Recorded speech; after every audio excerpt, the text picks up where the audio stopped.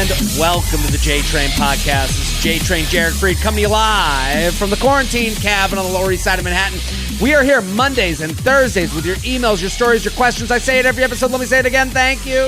Thank you for listening. Thank you for telling a friend. Thank you. That's how it works, people. You tell a friend, a coworker, a brother, a sister, a mama, a papa, anyone with ears. I actually just got a DM from someone, their Hinge profile, their dating app profile said, it was like the prompt was, if we'll get along if you know who Jared Freed is. And then the person responded, I know who he is now from your Hinge profile. And it's like, boom. You could tell your Hinge matches as well. Tell everybody. Let the world know. Sing the song of J-Train. Oh, ring that bell, Shelby. That's right. And if you haven't told a friend, you got to do it. That's how it works. That's the payment program. There's many ways to pay me for this beautiful podcast that I put out and I package up that Shelby and I, put together. You can share it on your Instagram stories. You can support the sponsors if they support you. That's the sponsorship stuff. They're here for you if they're going to help you. I want to be able to get in your ear and go, oh, you needed new socks? Oh, you needed a toothbrush? Oh, you needed, a gift for mom and dad? That's me helping you and you helping me. Use the codes, all that stuff. That's a way to pay. How else can you pay? You can join Patreon. Patreon, I got a nice little community going on there. I'm doing 3 additional podcasts a week. They're different than the podcasts you hear Mondays and Thursdays. They're different. I would call them adjacent. 1 more emails every Friday. That's where I do a longer email that I would never do on the show. Too long for the show. And I read it in a different way. I got to say, if you ask any Patreon members, it's a turn down the lights situation. We dim the lights. I go through the email line by line. I have thoughts and opinions. It's only in a way I would do it myself. So 1 more emails every Friday. Every Sunday is Coffee with J-Train. That's really where I let it fly. I'm out there, man. I'm giving opinions. I'm talking about stories. I'm talking about, this week we're taping ahead, but I was talking about Heavyweights, the movie, one of my favorites of all times, whether that could even be made today.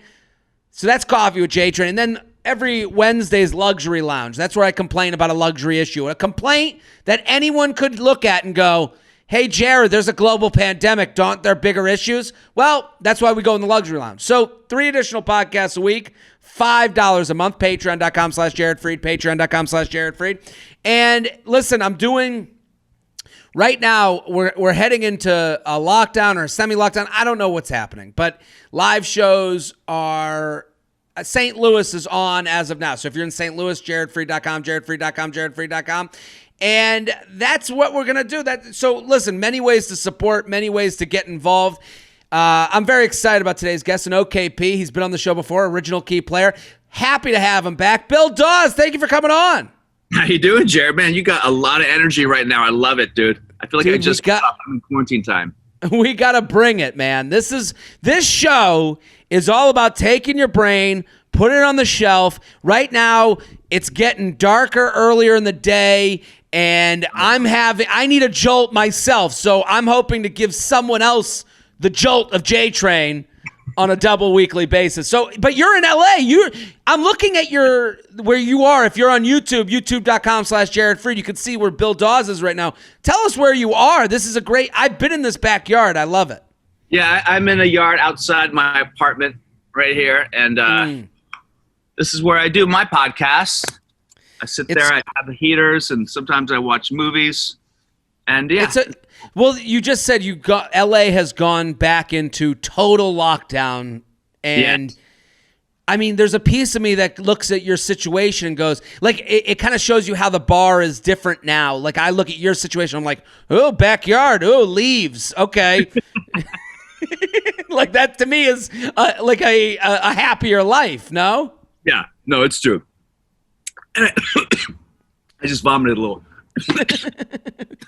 I don't really need to go out and meet people, go to the gym. I mean, I don't go to the gym anyway. And I basically just do what I do always. I just go places. If it's closed, it's closed. If it's not closed, I go in.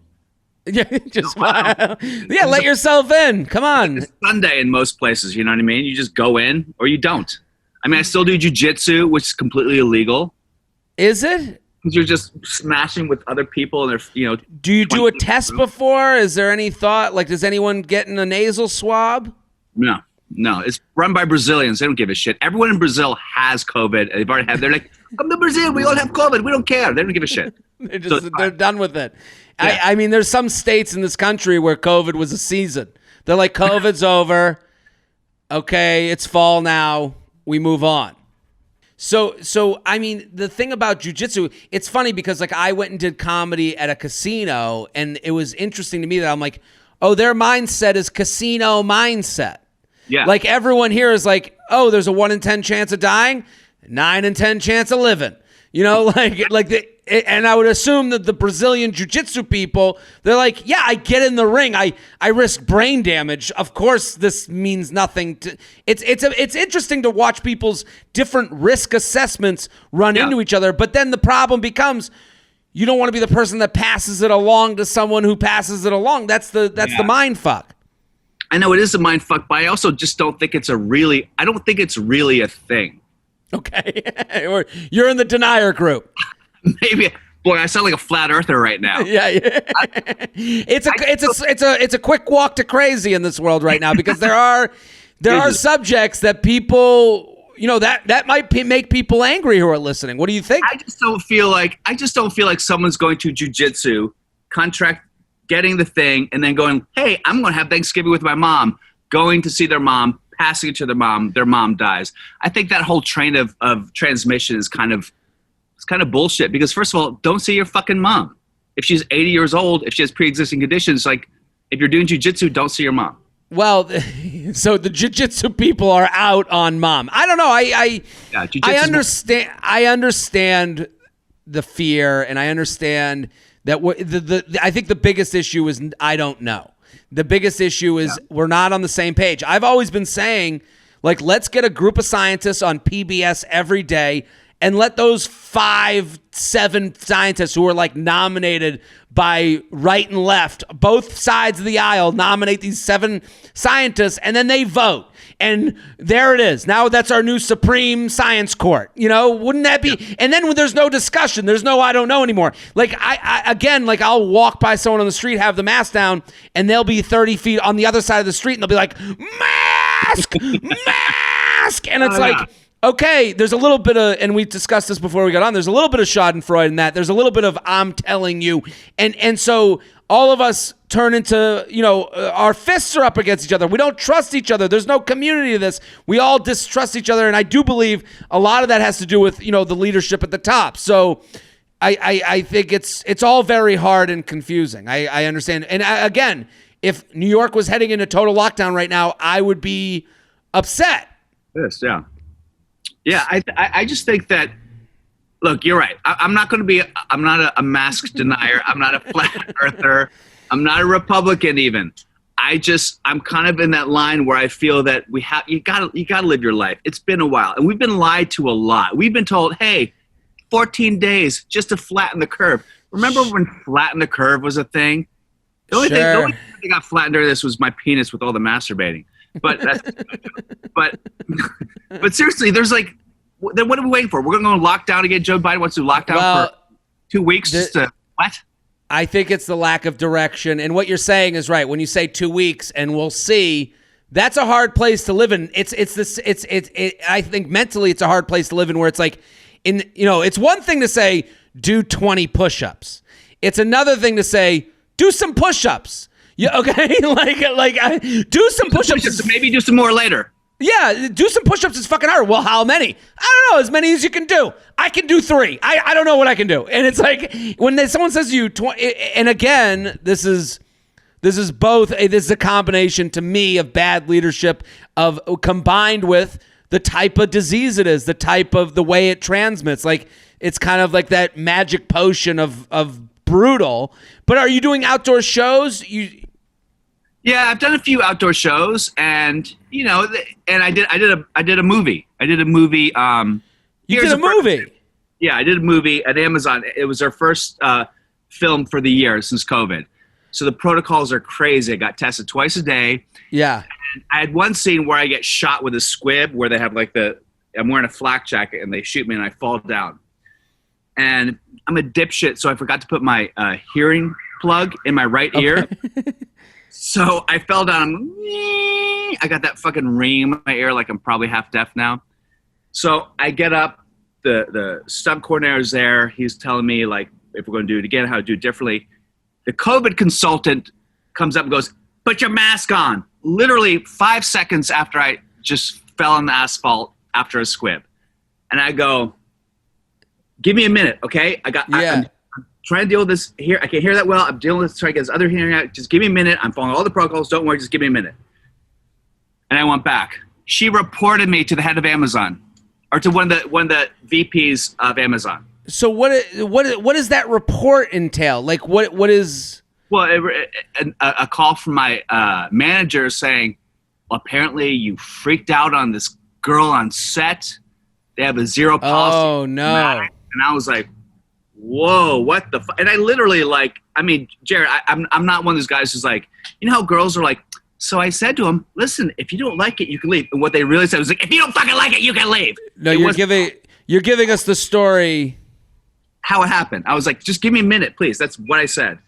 So I had to have a talk with one of the producers about it. Hey, and also you're in a working environment where everyone's trying to get their job done. So like there's pressure, there's anxiety, and to have someone with this whole new job just like put your mask, like the way you're telling it, you're like, okay, you're new here. You're new to this whole experience. I'm used to, maybe something going bad or a stunt going weird on set. I'm not used to, the tiptoe, like 2 feet running at me going, put the mask on, again, like we should all understand that everyone's, trying, Yeah, and you feel like you're going to get in trouble or you're going to get fined or you get like slapped a ticket because she's apparently there just to remind people, but it doesn't feel like that. As, overgrown man-child that I am, I always feel like I'm in trouble back from elementary school. It's like I have PTSD. So put your mask on. I'm like, what did I do? I didn't do anything. What the fuck? Yeah. You going? Well, that's the thing. I think there's an element of that where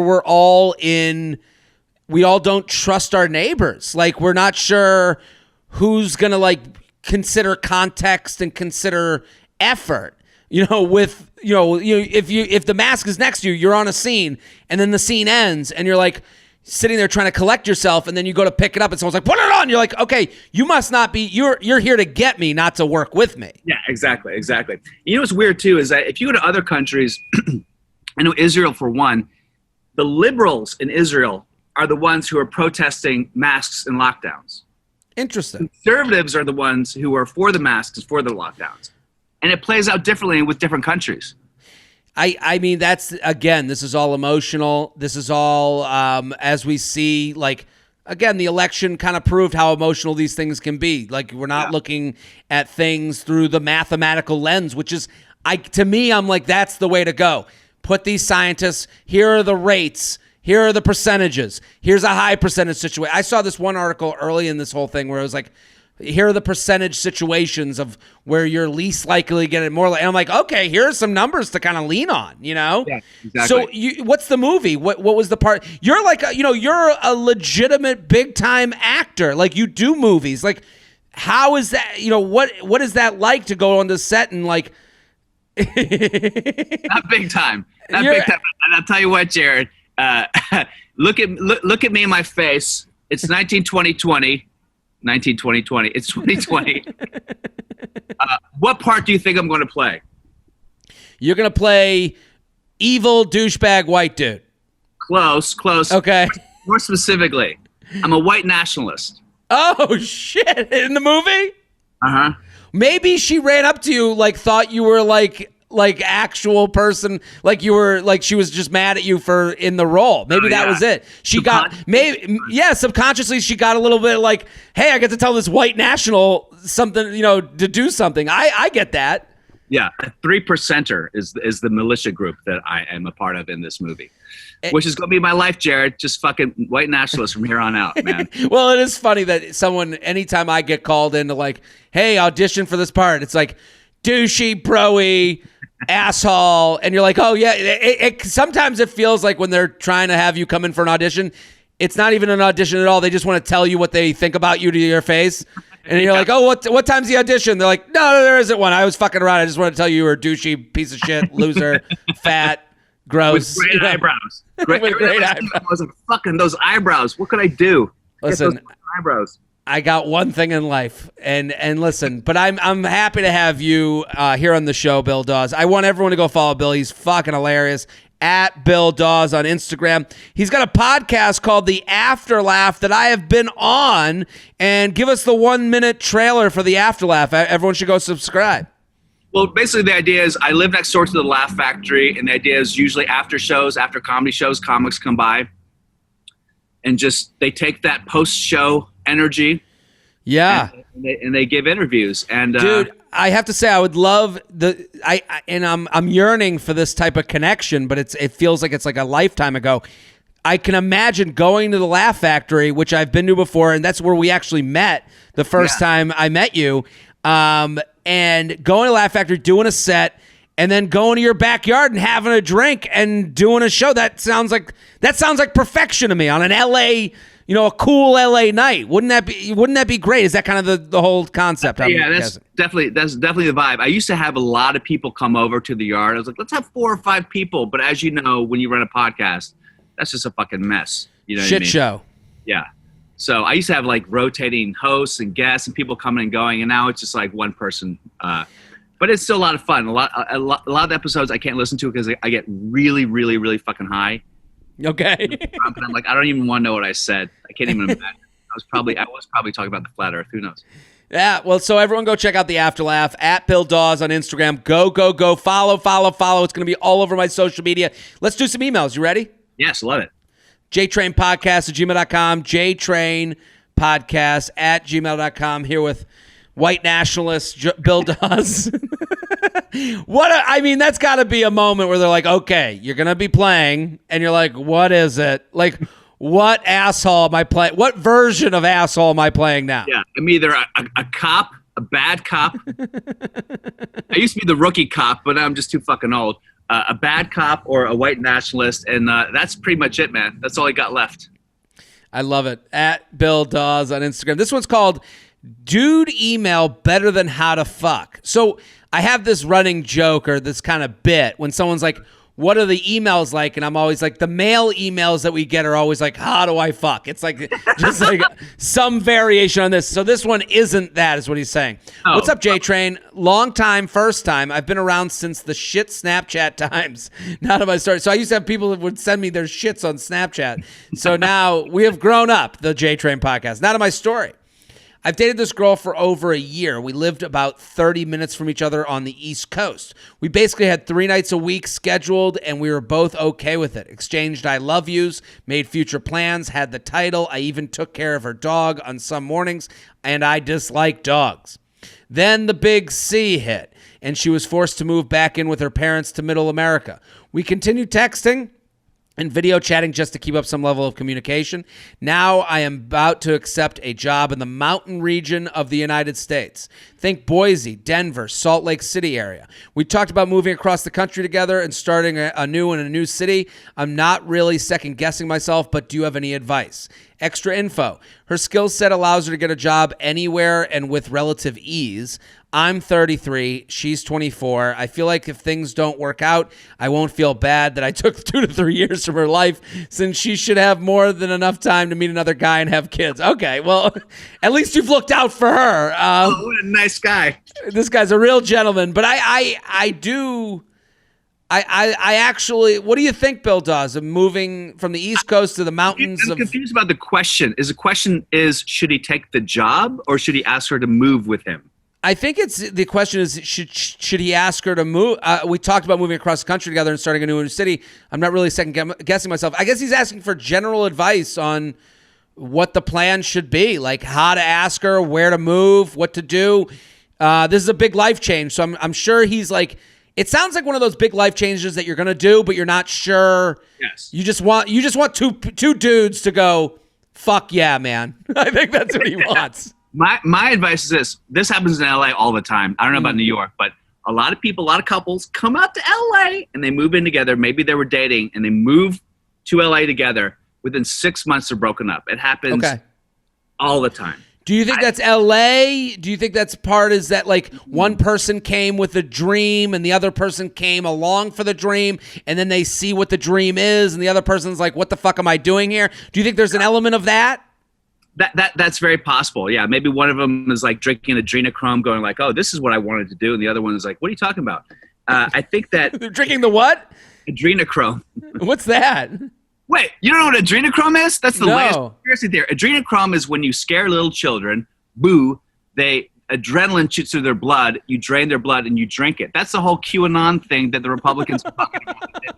Why all the Hollywood starlets look so young is because they drink adrenochrome. Bill Dawes is not doing a good job of making us believe that he's not the white nationalist from the movie. He's No, those are the liberals who do adrenochrome. Okay. I think if you live you move to a mountain area.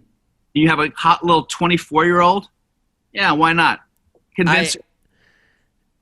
It's worse than, she goes, you don't like her, you break up. Don't feel guilty about it. She doesn't like you. No, I think this is great. I think you got to make a leap. You're 30. He writes he's 33. You're making a big move for a job. She says she can get a job. I think you have to. I think the big thing is make sure you both have jobs. Make sure you both have purpose. Make sure. I think with the big problem with I'm moving here, come with me, is like now the person can. I think everyone needs purpose. Everyone needs their hands moving, even though part of it in the first 6 months is moving. Is a lot of those things that give you purpose, fixing up the new place, but then that runs out of steam. So I think like. If both of you are excited to to be together, but also to start your own new thing, that's a great thing. So I think like if you say to her like, hey, she says she can get a job anywhere and with relative ease, let's work on that first before we go. Don't do it after, because I think what can happen is you can, and I'm not saying this is male or female, anyone that's going with the not job that needs them there is kind of like they can get used to, I just kind of hang at home. I just kind of, I fix up the apartment. I'm the cook. I'm the person who cleans. No. I want us both going with a purpose, and part of that purpose being to be together. Yeah, no, I buy that. I also think that if she moves there, it should really be her choice. He shouldn't lean on her too hard to make that happen. It should be something that she's excited to do. You know what I mean? And she's I totally agree. Leave the door open for a denial. So it's like, hey, I'm going here.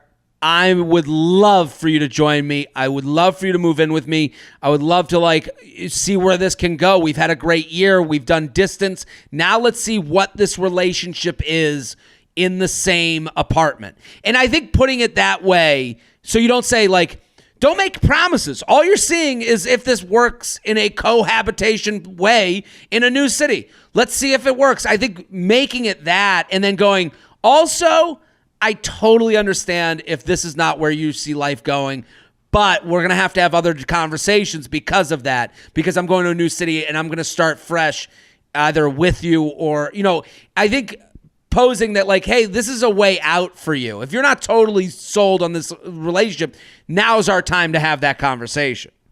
Where did they start? Where did the relationship start? What city?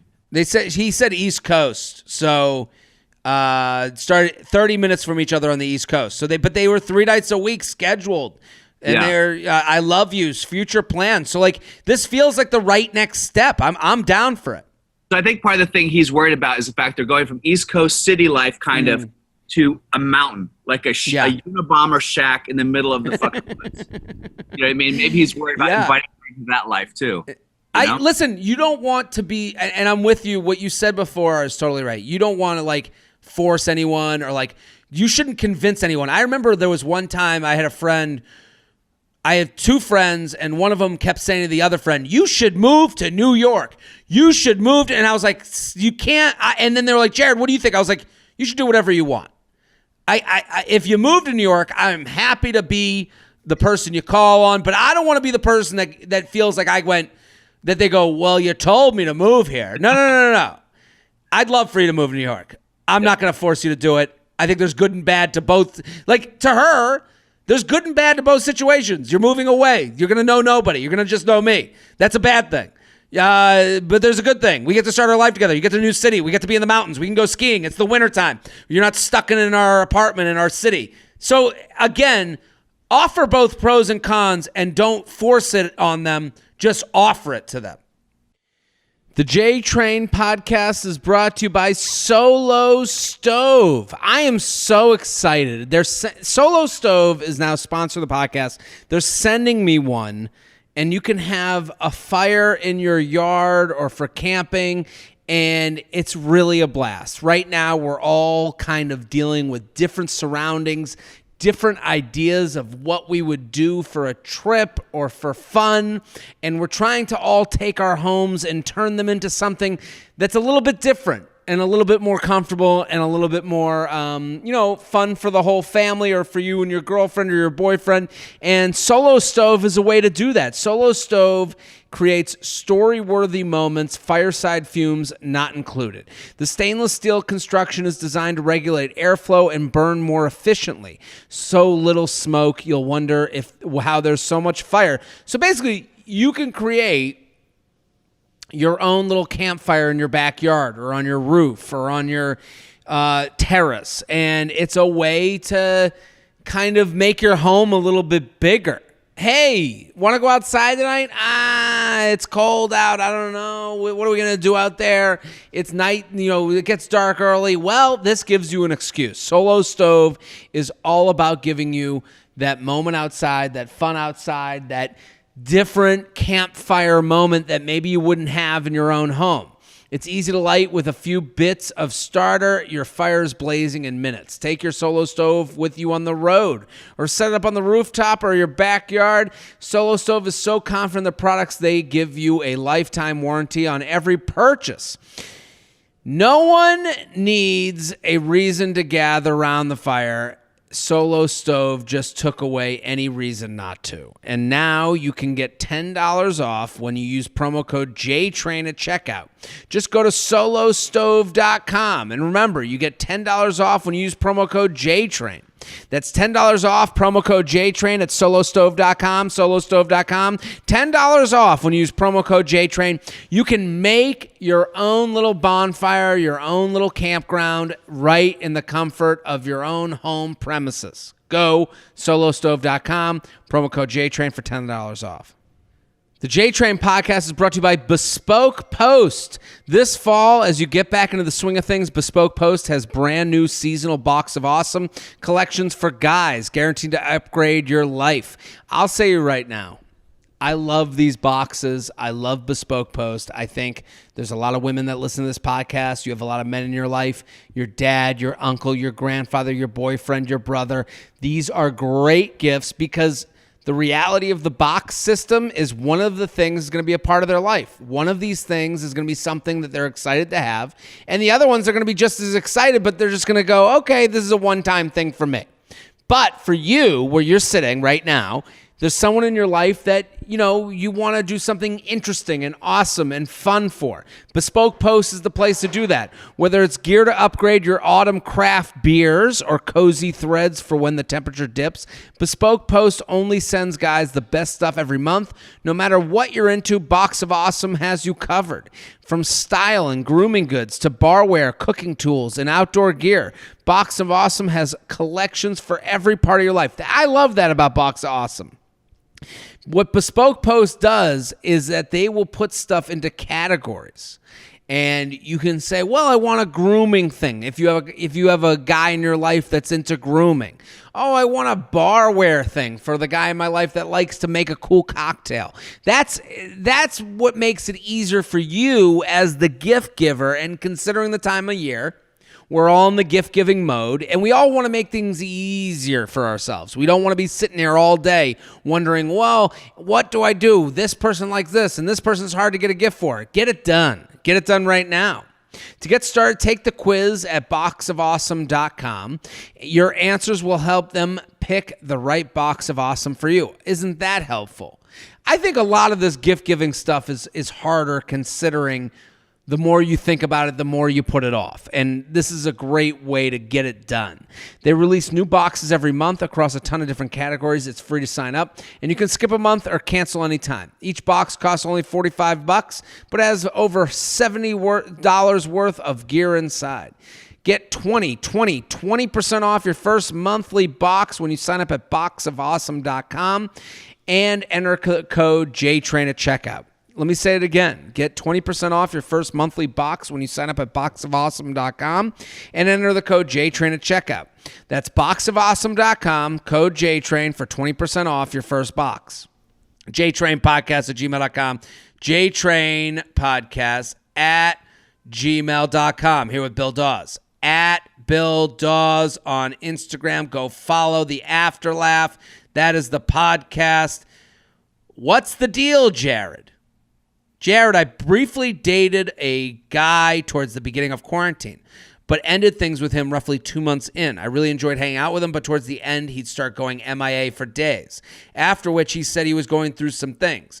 I understood it was pretty early on, so I wasn't expecting him to divulge to me right away, but the inconsistent flow of communication left a sour taste in my mouth, and I ended things soon after.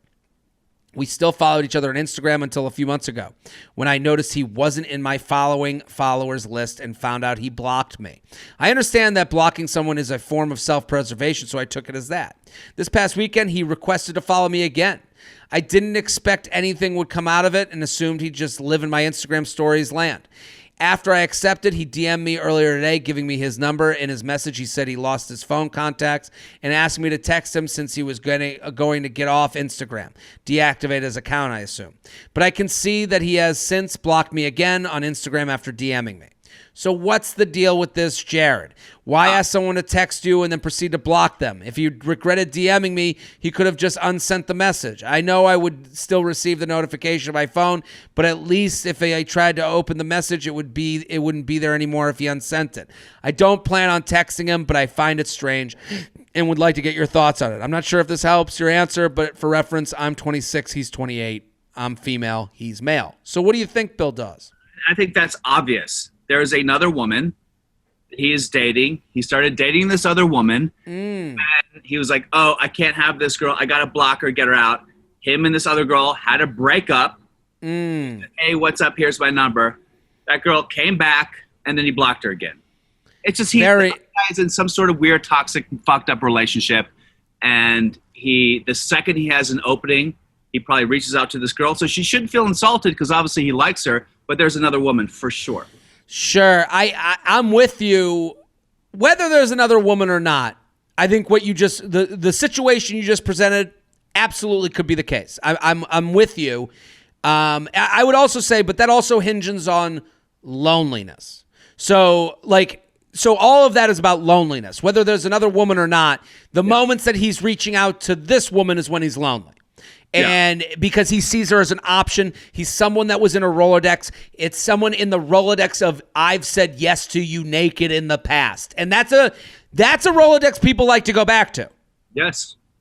Because there's minimal losing there. There's minimal hurt there. There's minimal vulnerability. That person's already said yes to me. So if they say no if they say no this time, then it's about other things and not that I'm not a hot commodity because I've already been there. So there's ego preservation, and then there's a little boost that gets you the little jolt of dopamine that Bill says people sip out of children's skin.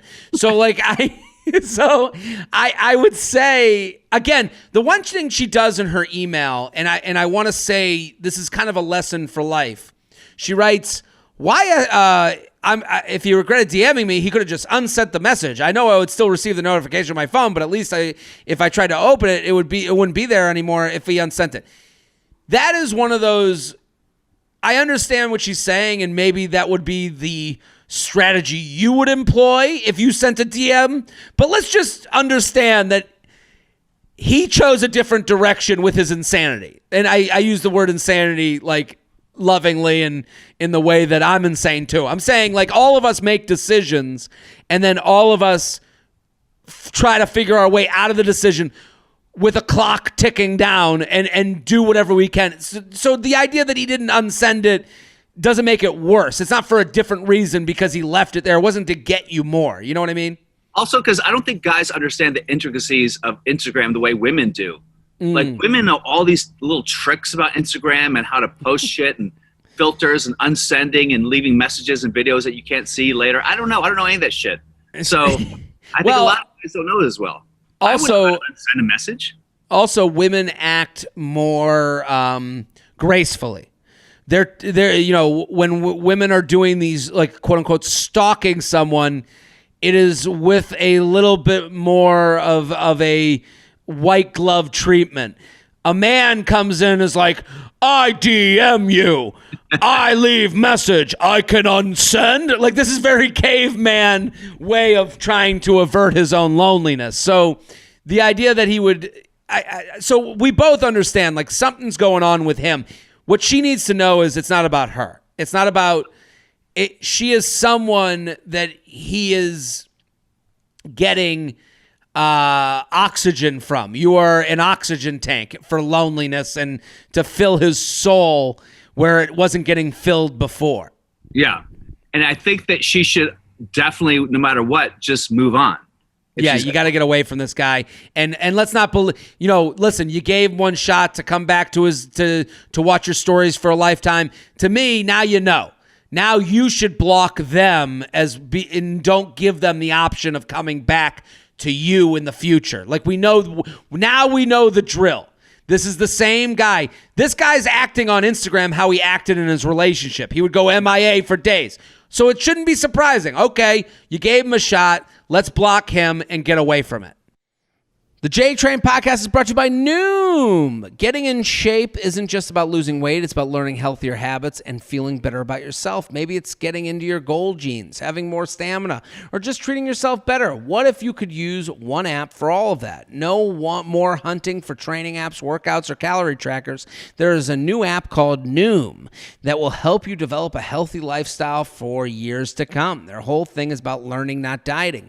They want you to build better habits. I love Noom. I think it's a great app. It is the little nudge in your side that reminds you to stay healthy. They send you little facts. They have little classes. You can talk to people on there. You can sign up for groups. And the best thing to me is the calorie tracker. The calorie tracker keeps you in line. You can't avoid the numbers, and you say, "Oh, I'm having, I'm having a big sandwich today," and you go through it and you put it in and you go, "Oh, okay, that's what it is. Now I know." And I think what Noom is doing, it's all about psychology. That is a better way to go than just guessing and listening to one influencer that told you one thing that might be able to make you healthier. No. On the Noom app, you get tailored lessons, log the food you eat, and learn a new lifestyle. Noom helps you change your habits, develop a new relationship with food. Noom is based in psychology. The way you think about food is important. Learn through personalized courses how you can replace your old habits with healthier ones. No food is good or bad. Noom teaches you moderation. Noom takes a human approach. There's no judgment. It's all about staying mindful and doing what you can every day. At Noom, small steps lead to big progress. Sign up for your trial today at Noom, Noom.com/JTrain. What do you have to lose? Visit Noom.com/JTrain to start your trial today. Again, that's Noom.com/JTrain and start losing weight for good. JTrain Podcast at gmail.com. JTrain Podcast at gmail.com. Situationship gone mysterious. I like doing these mysterious ones with you, Bill, because I feel like you've been in these situations. You've dated. You've been with women. You know the deal of having a mental collapse that makes you just leave a relationship, I'm sure. Yeah. Yes. So on a yearly basis. Love the show. Thanks so much for taking my email. So last summer, I met this guy after my dad passed away. I'm sorry. I actually met him at his funeral. He knew him. Hey. We spoke and exchanged information, and we ended up meeting up a week later. Do you think this guy gave his number at a funeral? You guys got game, man. To the daughter? Pick up a girl at a funeral. You got some fucking swerve, brah. No? Jess, what did you say? I was like, Bill was saying, wow, you got some moves. And then I thought my girlfriend was going to go, ew. She goes, boss move. All right. So last summer I met this guy at. What's that? She said everyone needs a dick to cry on. Well, okay. I didn't know Jess was a poet. Okay, so last summer, I met this guy after my dad had passed away. I actually met him at his funeral, and he knew him. We spoke and exchanged information. We ended up meeting up a week later. I had a great time at his friend's party. I ended up going back to his place and slept over. He tried to sleep with me, but due to the nature of the time, I didn't feel comfortable. He was fine with it and said we would see each other again. Side note, he had told me in the Uber that his ex-girlfriend's things, who he has been with for 4 years, was still at his apartment, and she was clearing it out the next day. She had left a week ago, would never tell me why. So now, I mean, this guy is like Will Ferrell in Wedding Crashers. This guy is picking up the daughter of the dad at his funeral. Oh, my God. Then he brings her home and says, my ex-girlfriend's things are here because we were together for 4 years, but she's cleaning out the next day. It's all a little too perfect. Yes. Like this story of like... The next day, what a coincidence. Yeah. Next morning. Don't worry about the women's underwear. Don't worry about it. It's leaving tomorrow. Like The used condom, that's seriously like so old. Been there forever. Yeah, she had left a week ago, would never tell me why. Again, this is one of those situations too. We'll stop the email for a second. When someone won't tell you why, when you are putting yourself out there for vulnerability, that's a time to step back. Yes. Like if someone says to you, hey, listen, there's going to be a lot of women's stuff at my place where I'm going to sleep with you. My girlfriend we broke up after 4 years. She's moving out tomorrow. Hey, why did you break up? Oh, I can't tell you that. No, you have to tell me that. Yeah. Like you are now, something else is being hidden if you're not telling that. That means when someone goes, I can't tell you, they haven't thought about what the story is going to be yet. Yes. Here's another thing too. Did he bring up the ex-girlfriend before he brought her home? Or all of a sudden he brought her home, goes, oh, by the way, this is all my ex-girlfriend stuff. Because I feel like if you bring up an ex-girlfriend at all early on in dating, in terms of like, yeah, we're kind of like into living, like it's a wrap. Get out of that situation. That means there's still something going on. For sure. Because basically what you're trying to do is add fine lines to the contract. Well, I told you we were still blankety blank, but she writes, side note, he had told me in the Uber that his ex-girlfriend's thing. So this sounds like it was on the way to get laid. To maybe get laid, and he didn't get laid, but they had a sleepover in her sheets. Okay. As time continues, we continue to text, snap, and flirt together. He always mentioned how he wanted to sleep with me, and how pretty I was. But I said that was cool, but I really wanted to date. He continued to tell me he just wasn't ready to date and needed to figure out his life. Sorry, there's some misspelling, so I'm trying to figure out what it is. He continued to tell me that he just wasn't ready to date and needs to figure out his life. He was definitely a way to suppress my grief. So I understand why she's not a dummy for going on with this. I get it. Your dad just passed away. You meet this guy who knew your dad. He seems nice. You had a good time meeting his friends at the party. You sleep over. Sure, he's got ex and stuff. But again, these things are a two-way street. She says he was definitely a way to suppress my grief. She was getting something out of him. She's getting the fun and excitement of someone who cares. And I understand that. Fast forward right before Corona, I was at a function at a bar where he was, and he brings a girl with him. I mentioned something to him when I got home about it, and he said that it wasn't his girlfriend and he wasn't seeing anyone. Now here we are, fall. I finally found out through a friend of a friend what happened with the ex-girlfriend. He always claimed to me that he was sick over what happened and missed her. He ended up having a full relationship with someone else from his hometown for the last year and a half of his relationship. He introduced her to the girlfriend a year prior, and the girlfriend and side piece became friends. The girlfriend found out through Apple messages and packed her bags and left. I never knew who the side piece was until I saw a random comment on Facebook on a Facebook photo. Sure enough, I looked the girl up, and he is all over her Instagram. Not a stitch of him on his social, not a stitch of her on his social media. When I confronted him about being with someone, I'm totally sure he lives with this girl now as well. He claimed he was lying and wasn't seeing anyone. Claimed the other person. Okay, I ended up removing him off all social media because I just could not take it anymore. However, he still follows me on Instagram and still continues to like my photos. What gives? Why lie? He claimed we were friends. He knew I liked him. Why not just tell me? I'm having a hard time because I feel like he chose someone else and I was the shit option. Would love to hear your advice. Why is everything so a secret? Here's a pic of me for reference and a picture of the side piece and the dude from her public Instagram. So, damn it. This is the problem with women. Women are great. No, she's great. She should, in comparison to the side piece, in comparison to him, am I not great enough? She's going through all this bullshit like calculation in her brain about why she's somehow less than because of this piece of shit guy with no integrity. Yeah. To do with her. And he's an honorable guy. He's not. He's a shit dude. He did shitty things. It's bad. And she sent a picture of her. She's beautiful. Like there's nothing in a world. He sends a picture of him with the girl that he's seeing, and yeah, I mean she's fine looking too. Like, but there's no like. I'm not going like. Whoa, he picked the, it's not the, you're not the shit option.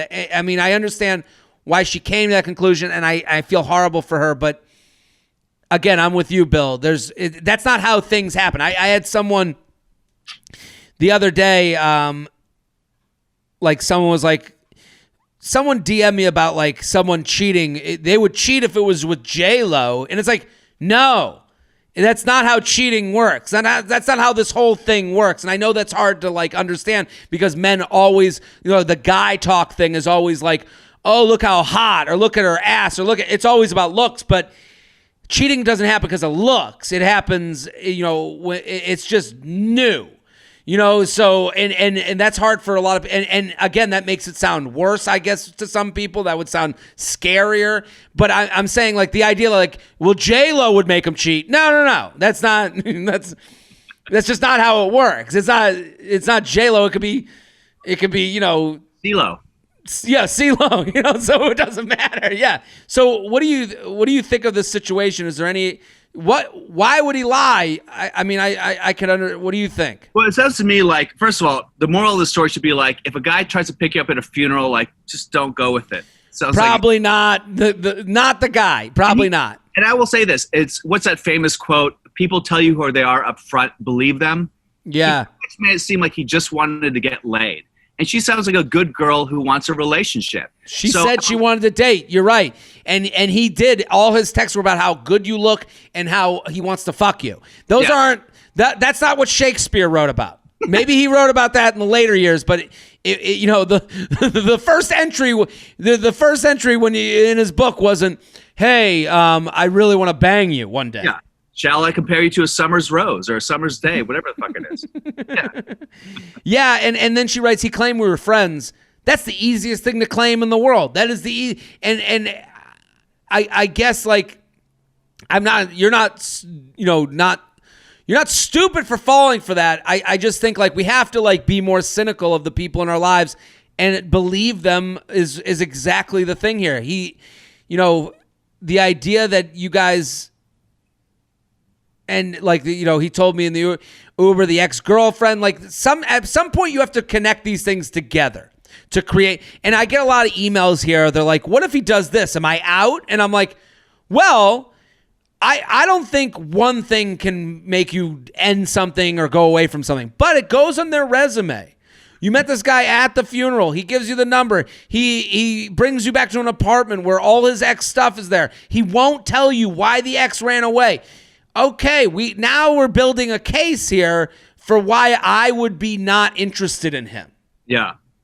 You know what bums me out about this? Because this happened to her, she's probably going to go into every relationship now just with that trepidation and fear that every guy's going to be a lying sack of shit.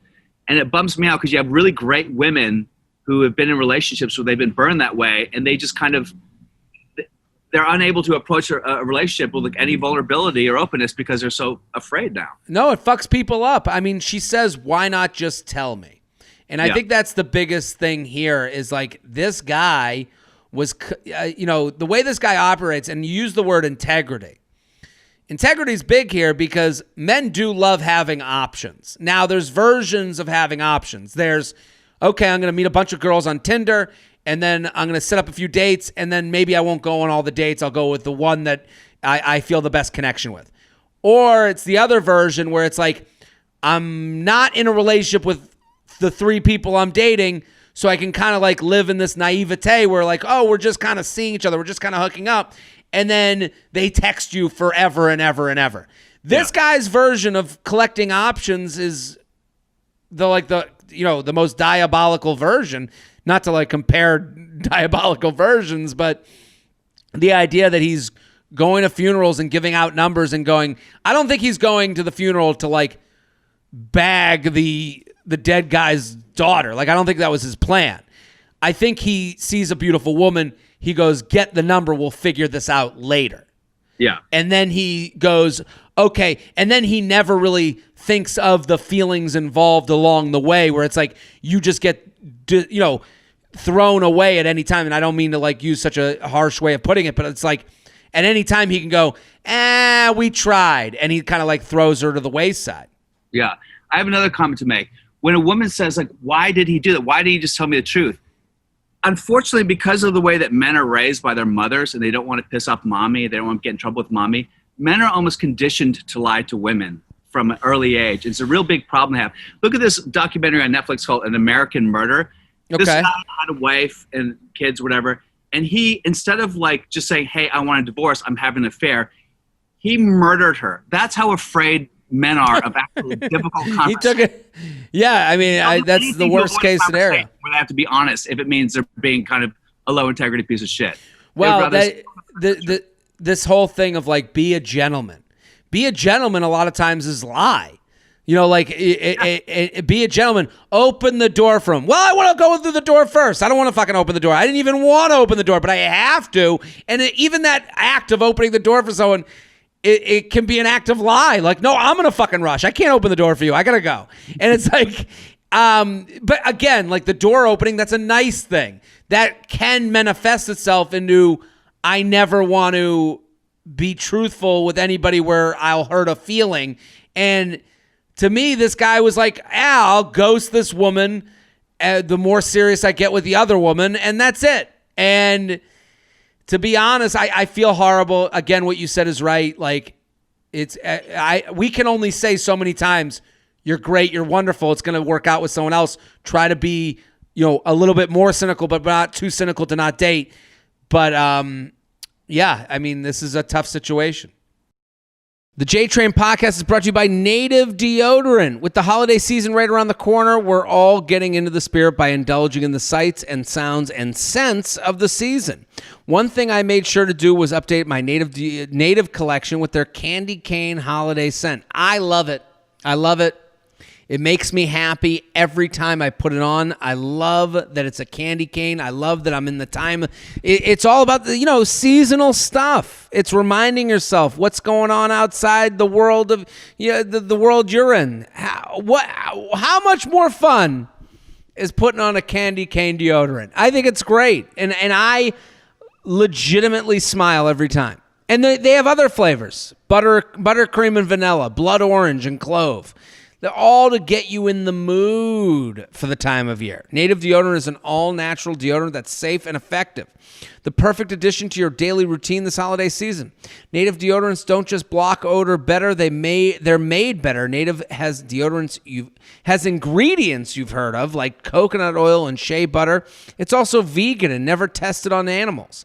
And Native never uses ingredients that shouldn't be in deodorant, like aluminum, parabens, sulfate, or talc. Their Candy Cane gift set also makes for a great gift option, and all Native products are great stocking stuffers for everyone on your list. Best part is with Native, there's no risk to try. Native has free shipping and free returns in the USA.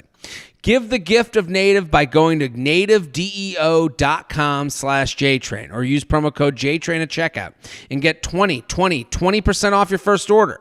Make sure you order before December 7th to get your products in time for Christmas. Okay, these are great stocking stuffers. That's nativedeo.com/JTrain or use promo code JTrain for 20% off your first purchase. I love this deal. I love what they're doing. I love the holiday scents. Native deodorant. Take care of your body now. The JTrain podcast is brought to you by Brooklinen. Ooh, it is so important to have great sheets. There are certain things you don't want to skimp on. Your sheets is one of them. You want to make sure your bed is a palace, a place that you can't wait to get into. And Brooklinen Sheets is a way to make that happen. And they send it in this great kit. And if you're going to give it as a gift or if you're going to give it as a gift to yourself, it's just so nice to have it delivered. It comes with a little detergent. You put it in the wash, you put it in the dryer, and then you make the bed and you have a little sweat going because you know it's not easy to make a bed. And then all of a sudden you jump in, you go, ah. It's like a cold drink on a hot day. That is how good these sheets feel the first time you get them. Brooklinen is also a great company. They were started by Rich and Vicky, who also tried to find beautiful home essentials that didn't cost an arm and a leg. And when they couldn't, they founded Brooklinen as the first direct-to-consumer bedding company. They work directly with manufacturers to make luxury available directly to you without the luxury level markups. Brooklinen has a variety of sheets, colors, patterns, and materials to fit your needs and tastes. Brooklinen has over 50,000 five-star reviews and counting and is so confident in their product that all their bedding comes with a lifetime warranty. And Brooklinen is so much more than sheets. They've got comforters, pillows, towels, and even loungewear and more. I have the towels. The towels are fantastic. You want to wear the towel all day and then you want to get out of bed, take a shower, wear the towel, then get back into bed after taking off the towel. That's how great their stuff is. Brooklinen is, you can buy sheets, bedding, pillows all at once, save even more. So I love the sheets. I love what Brooklinen does. I love that they've taken out the middleman or middle woman. They've taken out that middle person that costs you more money for amazing hotel quality sheets, hotel 5-star quality towels. And listen, we're going to give you some free money. Don't wait. Do something nice for yourself. Go to brooklinen.com. Use promo code JTrain to get 10% off your first order and free shipping. That's BROOKLINEN.com. Promo code JTrain for 10% off your first order plus free shipping. One more time, brooklinen.com. Use code JTrain at checkout. JTrainPodcast@gmail.com. JTrainPodcast@gmail.com. Here with Bill Dawes at Bill Dawes on Instagram. The Laughter Laugh. That's the podcast. Now so I sent you an email. Let's do it. You ready? Yeah, I'm looking at it now. Okay. Let me see if I got... Okay, I got it in front of me. I sent you an email. It's got a screenshot. You ready? Mm-hmm. Ghost Gone Wild. Jared, big fan of the podcast. Never really had anything to contribute, but recently found myself in a situation ship turned ghosting. A guy that I know from growing up went to the same church, slid into my DMs in early July. I'm 25, living in the tri-state area, while he's 27 and lives in Georgia. Okay. Guy I know from growing up, same church, slid into my DMs early July. I'm 25, living in the tri-state area, while he's 27, lives in Georgia. In July, he would joke around about wanting me to visit, which I took with a grain of salt because, yeah, dude, let me just drop what I'm doing during a global pandemic and buy a plane ticket to stay a weekend with a guy I haven't seen since Christmas Mass 2019. As we continued to text, I actually committed to taking the trip, but eventually canceled because of Corona, etc. Well, I guess they're having fun texting. Okay, I get how the trip comes up, right? Banter. What's that? It's banter right now, right? Yeah, it's banter. We drifted a bit with the occasional complimentary DM and snap here and there, him asking when I was rescheduling my trip, to which I brush off. Towards the beginning of September, we were Snapchatting, messaging, gag, and one thing led to another, and 12 hours later, I received flowers from the kid. Some context. He has a very important job, CFO, that takes up a majority of his time. Big shoes to fill and wants to prove himself in his company, something which I admire. He also is a self-proclaimed and friend-verified, quote-unquote, horrible texter with a proclivity to ghost people, cue red flag. We end up talking, to which he starts laying it on pretty thick. Pet names, I'm marrying you, BS. And asking me to move down to Atlanta. We also had a few FaceTimes in which we stayed up until 1:30, 2:30 respectively. I eventually cave and buy myself a ticket to visit him, and we have a really great weekend, mid-September. We stayed with his best friends, to which he said, if you get past these guys, you're in. And also let it slip that we were quote-unquote dating. While there, he also, whilst drinking, mind you, asked me what it would take for me to move to Georgia, as well as saying he was falling for me and was all in, quote-unquote. We hooked up that night as well. If the dude needed a chick to fly down there to get laid, I'd be extremely concerned. But I would like to think there's enough poon down there to not need to go to those measures. But hey, man, always, the word poon is always going to get me. It's great. Always, perfect word. Yeah, I just did it. Okay. Now this is where things take a turn, of course. I fly home. The communication begins to decline slowly. We FaceTime a few times and text a bit, but not as much as before. He states more than once how busy he is and how much he has to catch up on, etc., which I'm very understanding of and don't push too hard. As I am grappling with this lack of communication, he texts me and tells me, take a deep breath. His good friend was murdered. Hey. Yeah, you read that right. Understandably, I did a big what the fuck to myself and let him know I was there for him. To which he responds he'll get in touch once he's ready and that he won't be talking to people for a bit. I end up DMing his roommate, whom I met when I visited, expressing my condolences and to say I want to send them something, to which he says blank would appreciate that. Okay. I send them cookies and a note and say how thankful he is. He says how thankful he is for them, yada, yada, yada.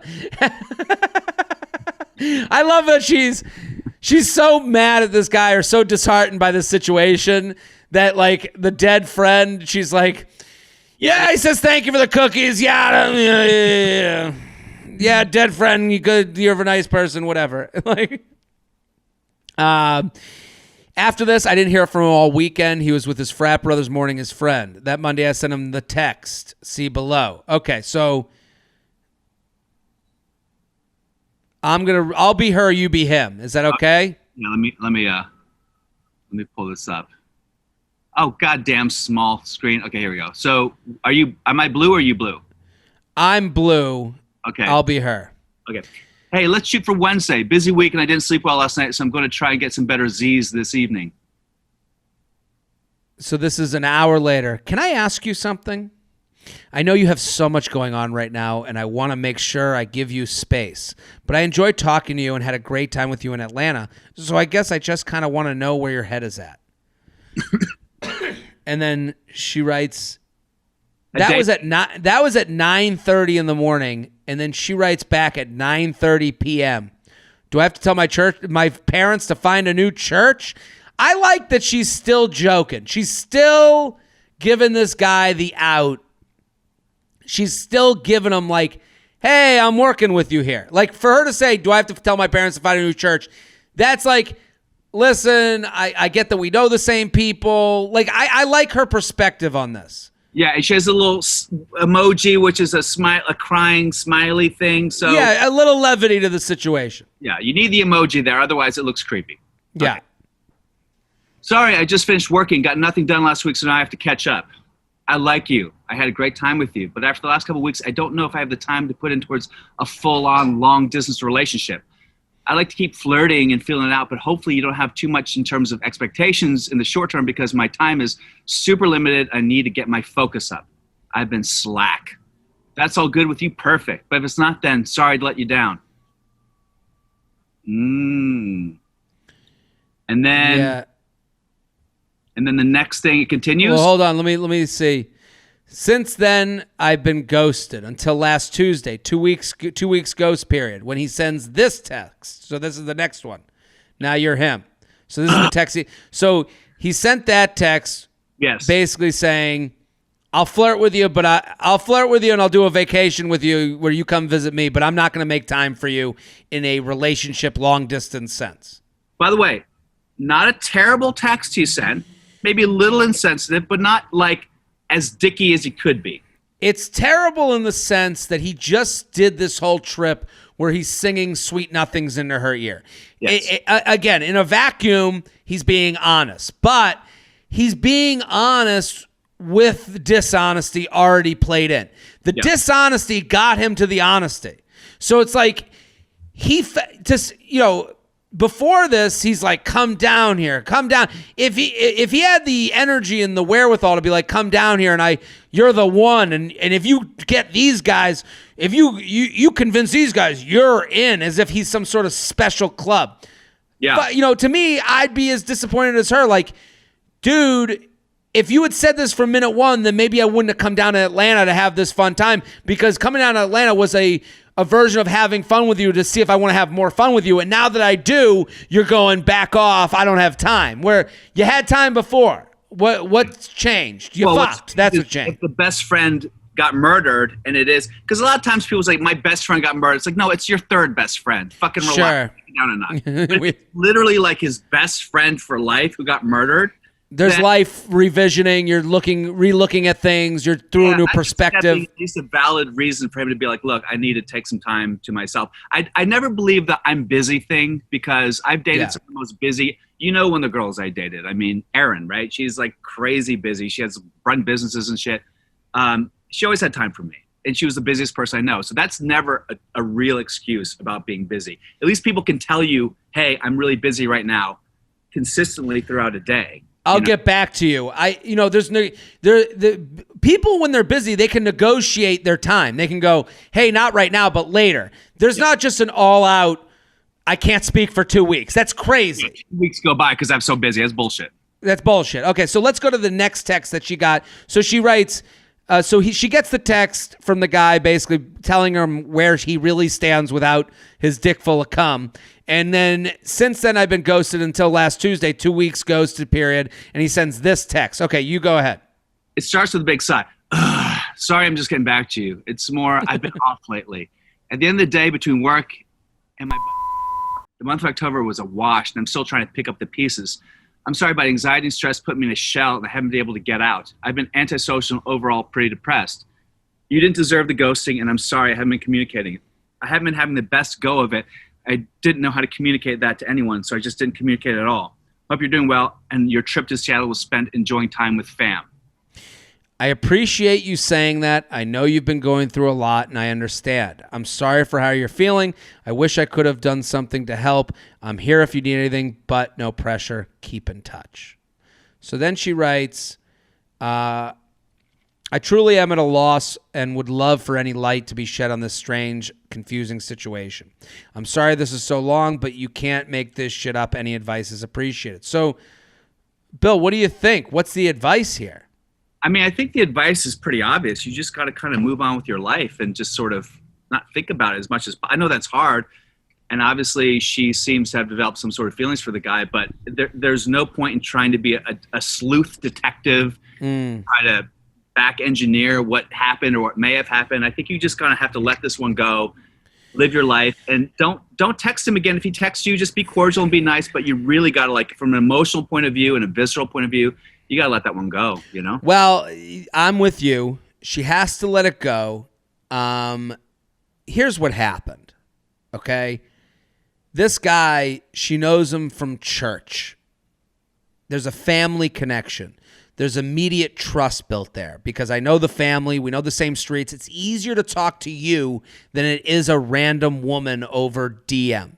It's easy to sweet talk you because you guys know the same streets growing up. You knew the same high schools. You know the same Catholic league, basketball league. Like, you were at the same mass last year, and without doing anything, trust is built into this relationship. So she's like, I don't think he can find, as she put it, poon wherever he is.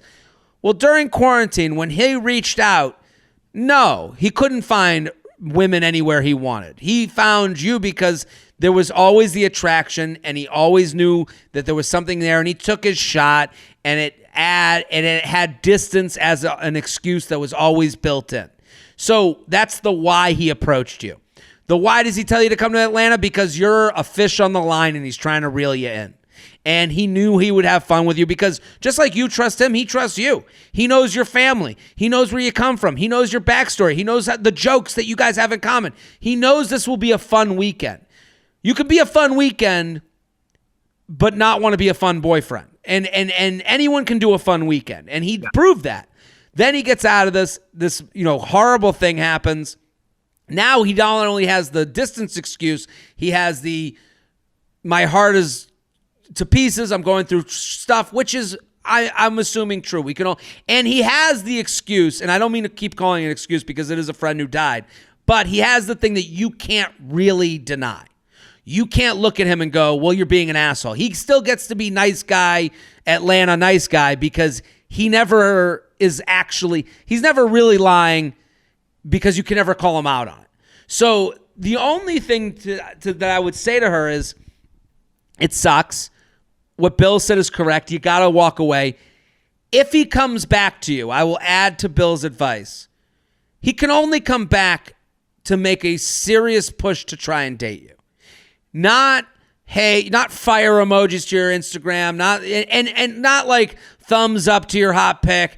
It's got to be, I'm here to like do the rom-com big moment. And I'm saying there's a 0.2% chance that happens. I'm just saying that you can't, he has gotten his opportunity to do the tester levels of the video game that they give you for free before you buy the whole thing. He's done it. There's no relearn period. There's no, I don't know if we should hang out. If he wants to come back to you, it's got to come back with the red carpet rolled out and ready to go. And hey, I fucked up and I want you to come and I'm coming to you. I'm saying that's a dream scenario, but you have to walk away if that's ever going to happen. Don't you think? Yeah, absolutely. And maybe I'm just a little cynical. I'm also kind of like the dead best friend got murdered. Like, if they're from the same family, does the family know about this? Is this something that was bandied about town? Are there maybe articles? It was I could see how it was a college friend, maybe because that's why they're away from there. She says she's in the tri-state area, he's in Atlanta, so maybe he moved down there for work or for college, and I can understand how it would be far away from maybe the close-knit family that she knows. That he was like, hey, how do I get rid of this girl? What if I say maybe this friend was smart? All the roommates are in on it, on this fake I don't know. I mean, I'm a conspiracy theorist. What can I say? Again, so there's a chance of these things, but I would say to her, like, and I would also, when she's wrote keep in touch, I would also, I would unsubscribe from this person social media-wise. Yeah. I think this is going to be a hard person to get away from because there's a lot of could have beens. Because you had this great weekend together, there's this thought of like, well, no, great weekends are easy. Dating people is hard. Relationships are hard. Everyone can be a good boyfriend for one weekend. Being in the same city and dating someone is much different than a long distance thing. Absolutely. It's not real until you're in the same city, from my point of view. I'm with you. JTrainPodcast@gmail.com, JTrainPodcast@gmail.com. Bill Dawes, thank you for coming on. Thank you, Jared, man. You're the best, dude. Always a pleasure. I want everyone to go follow Bill. He's so funny. @BillDawes on Instagram. The Afterlaugh, that's the podcast. Go. Subscribe. I've been on the show. Go check it out. I'm Jared Freed. We're here every Monday and Thursday. Keep telling your friends, your coworkers, your brothers, your sisters, your mamas, your papas, your hinge matches. We'll be back next episode. Boom. Don't forget to like the video you just watched. I have many more. Subscribe to the channel right now. Like and subscribe, like and subscribe, like and subscribe, you fool. There's even a bell you can click to. Now you've got your week set Monday through Friday. I'm here for you.